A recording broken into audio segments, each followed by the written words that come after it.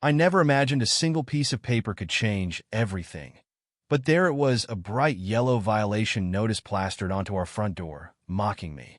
It was the fifth one this month, and just like the others, it targeted one thing: Sarah's wheelchair ramp. My hands tightened as I ripped it off, the anger simmering just beneath my skin. Karen Thompson, the HOA president, had made it her personal mission to make our lives miserable. She wasn't just enforcing rules, she was targeting us. Behind me, the familiar hum of Sarah's electric wheelchair filled the air. She rolled up beside me, exhaustion clear in her eyes, but she still forced a small, tired smile. Another violation? Her voice was light, but I could hear the weight behind it. She never complained. Not about work, not about the accident that put her in a wheelchair 6 months ago, and not about Karen's constant harassment. You'd think running an HOA would keep her busy, but no. Karen had nothing better to do than stalk our house, searching for ways to make us miserable. I glanced through the window, and sure enough, there she was, standing in her driveway, phone in hand, snapping photos of the ramp like it was some kind of crime scene. Her perfectly styled blonde hair and designer workout outfit couldn't mask the pure spite on her face. But that evening, something changed. As the sun dipped behind the houses, I saw Karen standing outside again. But this time, she wasn't alone. 2 men in suits flanked her, their gazes locked onto our ramp, one scribbling in a notebook, the other taking pictures. A sick feeling twisted in my stomach. This wasn't just Karen being petty. Something was very wrong. The day before everything spiraled out of control, I sat in the kitchen, gripping the latest HOA violation notice while Sarah parked her wheelchair near the table, her fingers rubbing her temples from exhaustion. Karen's obsession with our ramp had reached a new level, but Sarah refused to let it get to her. She had bigger things to handle, running an entire state while dealing with her recovery. Yet Karen never missed a chance to make life harder. As the sun began to set, I saw movement outside through the blinds. Karen stood in her driveway, talking to 2 men in suits, their gazes locked onto our ramp as one of them jotted down notes and the other snapped pictures. A sick feeling churned in my gut. Something was wrong. Karen had always been relentless, but this felt different. Sarah noticed my tense expression and asked what was happening, but I tried to downplay it, not wanting to stress her out before her early morning meeting. My gut told me otherwise. I pulled out my phone and hit record, zooming in as Karen handed thick manila envelopes to the men, her smug smile making my skin crawl. Then came the words that froze my breath. Yes, we need the bulldozer here first thing in the morning. The board has already approved the removal. My grip on the phone tightened. They wouldn't actually demolish a wheelchair ramp, would they?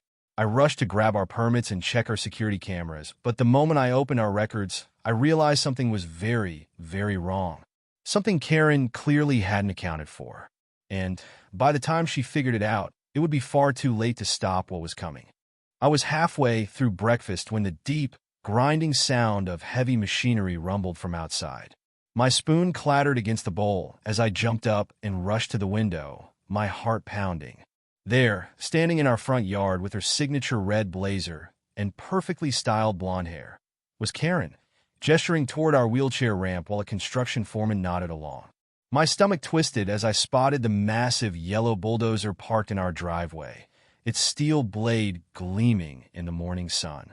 2 workers in bright orange vests stood nearby, stretching out tape measures and scribbling notes, while Karen clutched a thick stack of papers like they were her personal declaration of war. I grabbed my phone and started recording as I bolted outside, my pulse hammering. The neighborhood was still quiet, most houses dark, their owners still asleep, unaware of the insanity unfolding in front of my home. "What do you think you're doing?" My voice was steady, but my hands trembled as Karen turned, flashing her signature fake smile, the one she always wore at HOA meetings when pretending to be reasonable. "Oh, good. You're home," she chirped, her designer heels sinking slightly into the damp grass as she strutted toward me, holding up a document. "This is an emergency order from the HOA board. Your ramp is in direct violation of Section 4.23 of the Community Guidelines." She waved the paper in my face before yanking it back, just as I reached for it. I took a breath, forcing myself to stay calm the way Sarah always did in press conferences. Karen, we submitted all the necessary paperwork, got city approval, followed every rule, but Karen just smiled wider. The city isn't the HOA, dear. And as the board president, it's my responsibility to uphold our neighborhood standards. This ramp is an eyesore, and it's tanking property values. Just look at how it ruins the aesthetic. The bulldozer's engine roared to life, sending a sharp spike of adrenaline through my veins. I yanked out my phone and pulled up Sarah's carefully saved property maps, legal documents, every permit we had. This is illegal, Karen. You can't just demolish someone's property without a court order. But Karen only laughed, that high-pitched, nails-on-a-chalkboard sound that made my skin crawl. Notice was given weeks ago by certified mail. We have a signed receipt. She whipped out another paper, pointing to a signature I had never seen before. Panic surged in my chest as I frantically called Sarah's phone, but it went straight to voicemail. Of course, she was in a closed-door budget meeting today. I tried her assistant, security team, anyone, but no one answered. The workers began setting up orange cones, one of them hesitating as he double-checked his paperwork, whispering something to his colleague. If you do this, I warned, my voice gaining strength, you'll be hearing from our lawyers. This is a direct violation of the Americans with Disabilities Act. I tilted my phone, making sure my live stream captured everything. Karen's smile faltered for the first time. No HOA is exempt from federal law. I continued, loud enough that porch lights began flickering on up and down the street. Neighbors started peering through their curtains, some stepping outside. Mr. Rodriguez, our elderly neighbor, peeked out from his doorway before disappearing back inside. But Karen had already turned toward the bulldozer operator and nodded. The machine rumbled forward, its treads grinding against our driveway, its blade lowering toward the ramp we had fought so hard to build. Last chance, Karen, I said, phone steady in my grip. You're making a huge mistake.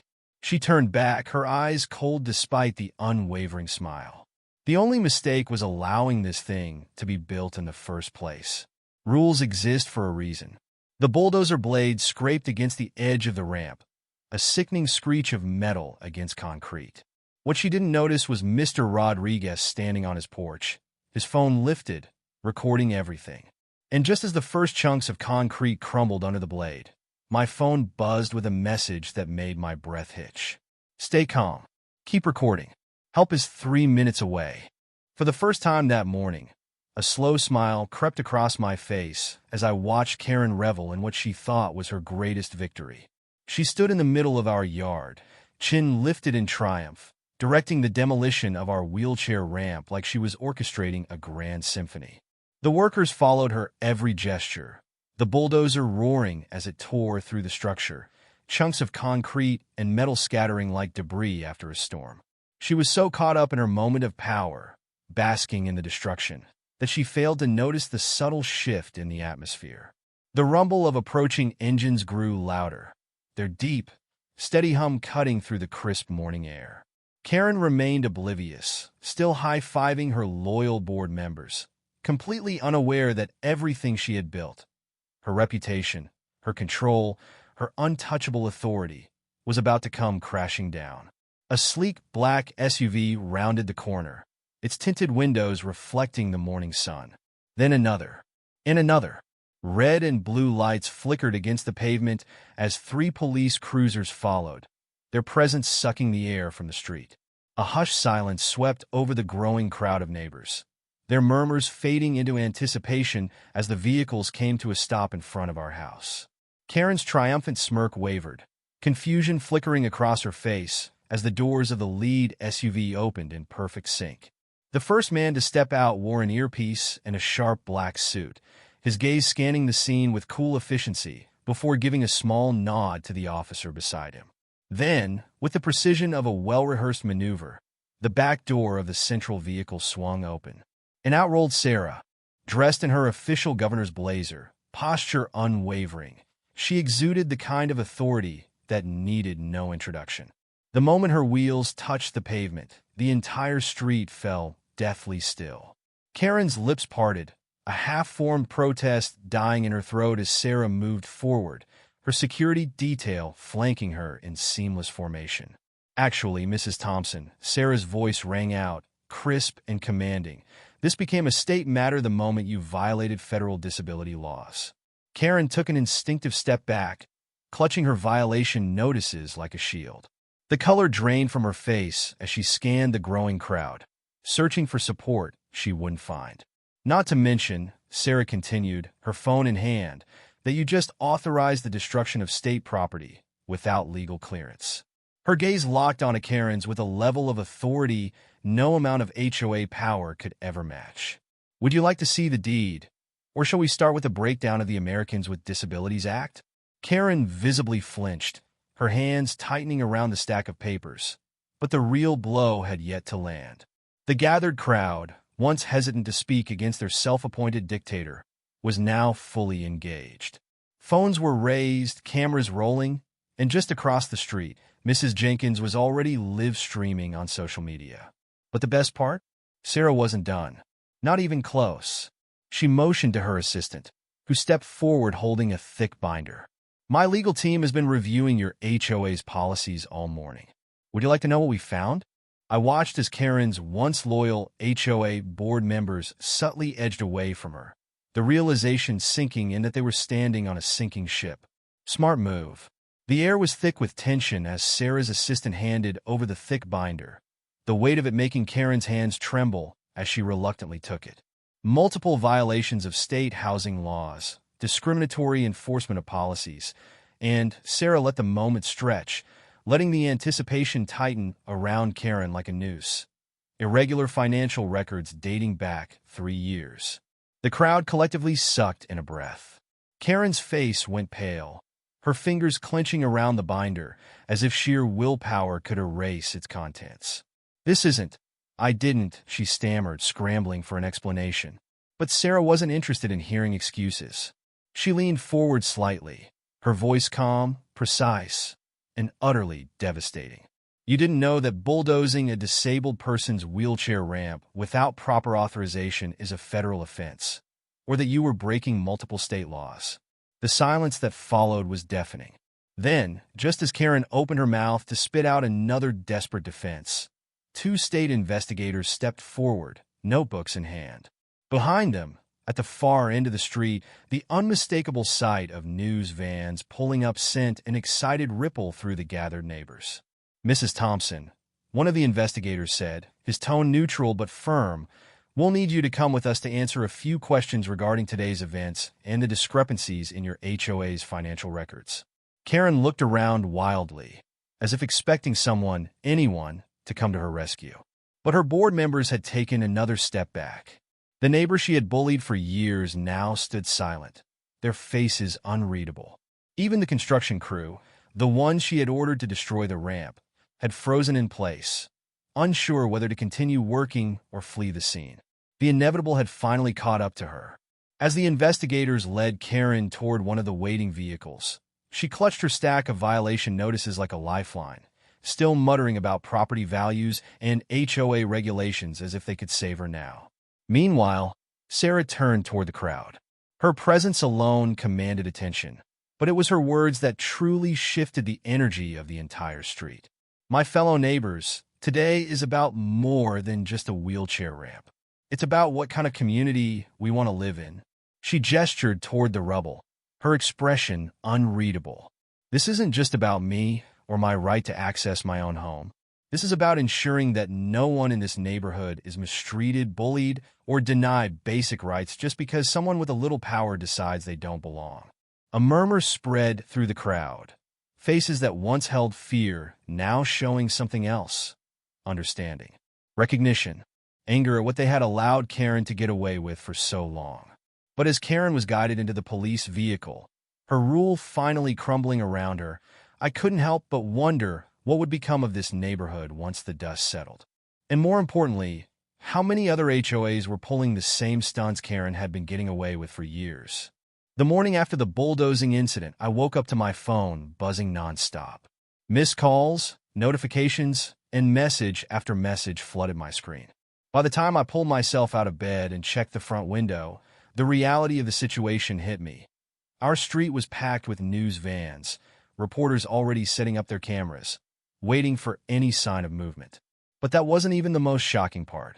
A call from an old high school friend, now a civil rights lawyer, came with an unexpected revelation. Karen had a history, a long, well-documented one. She had been sued multiple times for similar HOA power plays, each time settling quietly before moving on to another neighborhood where she could start fresh. The problem was this time, she had picked the wrong house. And unlike her previous victims, Sarah wasn't going to let this slide. The governor's office wasted no time. Sarah held an emergency press conference right on our front lawn, the destroyed ramp serving as a backdrop for what would become a national conversation. Reporters fired off questions while she pulled out document after document, detailing every legal violation Karen had committed, not just federal disability law infractions, but a staggering 17 separate state housing regulation breaches. But the real moment of reckoning came when the neighbors finally started speaking up. One by one, stories emerged. Mrs. Chun, the elderly woman from across the street, described how Karen had forced her to remove her medical garden, citing community aesthetic guidelines. Mr. Rodriguez shared paperwork proving he had been fined repeatedly for installing a wheelchair lift for his father, a disabled veteran. The Baker family stepped forward next, revealing how Karen had threatened them with fines simply for putting up sensory-friendly playground equipment for their autistic son. The atmosphere shifted. This wasn't just about us anymore. This was about a pattern, one that had gone unchecked for far too long. Karen, still in damage control mode, tried to call an emergency HOA meeting to dispute what she called baseless accusations. But this time, instead of the usual half-empty room filled with her few remaining loyalists, something different happened. The community center was packed, and for the first time, people weren't there to listen to her. They were there to hold her accountable.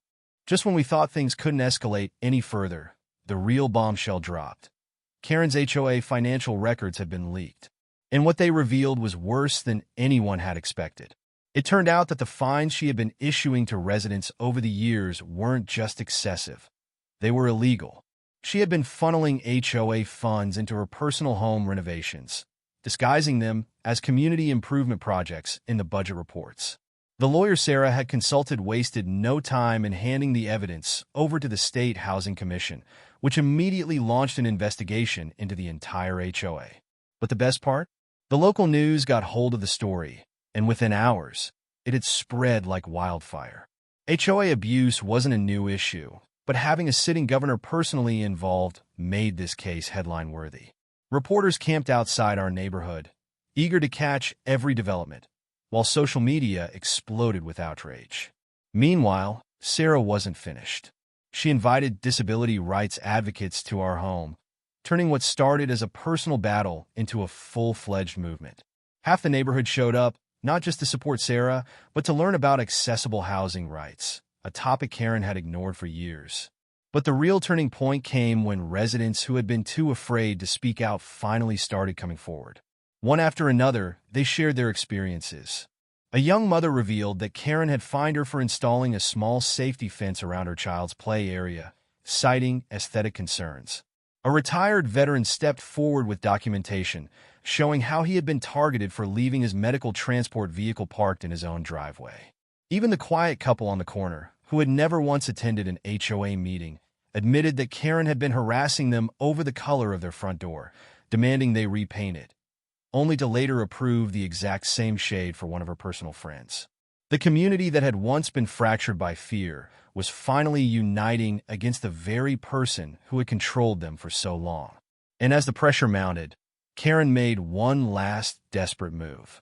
She arrived at our doorstep the next morning, clutching a cease and desist letter claiming that we were spreading false information and demanding that we stop talking about her. But what she didn't realize was that she had just walked into a meeting with Sarah and the state housing commissioner, who was now personally overseeing the case against her. The moment Karen realized what was happening, her entire demeanor shifted. Gone was the smug, self-assured woman who had torn down a wheelchair ramp without a second thought. In her place stood someone who was finally starting to grasp just how deep the hole she had dug for herself truly was. The look on Karen's face when she realized her iron grip on the HOA was slipping was almost satisfying enough to make up for the months of stress and harassment. Almost. The reality was, this wasn't just about one corrupt HOA president. It was about changing the system that had allowed people like Karen to abuse their power for so long. Sarah knew that, which is why she wasn't just focused on holding Karen accountable. She was preparing for something much bigger. While Karen scrambled to find a way out, desperately trying to shift the blame onto her board members, Sarah had already put the final nail in the coffin. Security footage. One of our neighbors, Mr. Rodriguez, had been quietly documenting Karen's rule-breaking for years. Footage of her harassing elderly homeowners, sending out false violation notices, even discussing unauthorized fines with her board members. It was all captured, time-stamped, and now in the hands of the State Housing Commission. And just when it seemed like things couldn't get worse for her, the final piece of evidence surfaced. Karen had never even legally filed the correct documents to become HOA president. She had simply taken over when the last president moved away, manipulating the board into letting her assume full control without any official election. When Sarah's legal team uncovered this, it was game over. Karen tried to fight back, tried to argue that the bylaws allowed for an emergency appointment, but the truth was undeniable.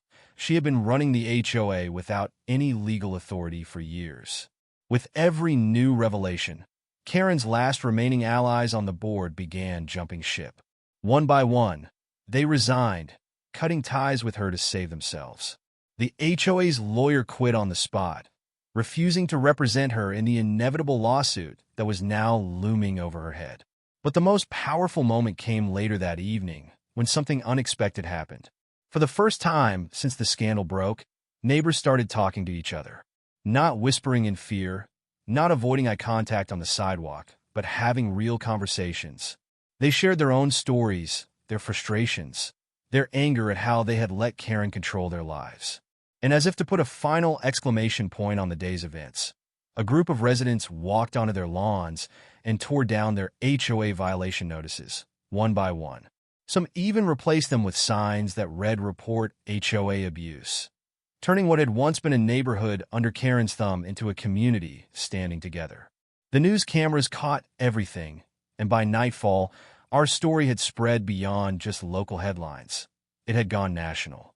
But even with Karen's downfall well underway, the real battle was just beginning. Sarah wasn't going to stop at just fixing our neighborhood. She was about to change HOA laws forever. 2 days later, we watched Karen pack up her beloved rose bushes, the one she had forced everyone else to copy, and drive away. For good. But the story didn't end there. Our neighborhood underwent a transformation. The new HOA board was formed by actual community members, not power-hungry tyrants, and they rewrote the entire rulebook to ensure fairness for everyone. The old violations office? It was turned into a community resource center to help neighbors instead of punishing them. And Sarah's wheelchair ramp? It was rebuilt, bigger, better, and with a beautiful design created by local artists. Instead of being an eyesore, it became a symbol of change. But the best part? The movement didn't stop at our street. Sarah's new law passed, ensuring that no HOA in the state could ever abuse homeowners the way Karen had. And just like that, what started as a battle over one wheelchair ramp became something much bigger, a revolution that changed the system for good. But the real moment that proved how much had changed came weeks later, when a new family moved into Karen's old house. Guess what was in their front yard? A wheelchair ramp for their grandmother. Nobody complained. Instead, 5 neighbors showed up to help them unpack. And that's when I knew we hadn't just changed an HOA. We had changed minds,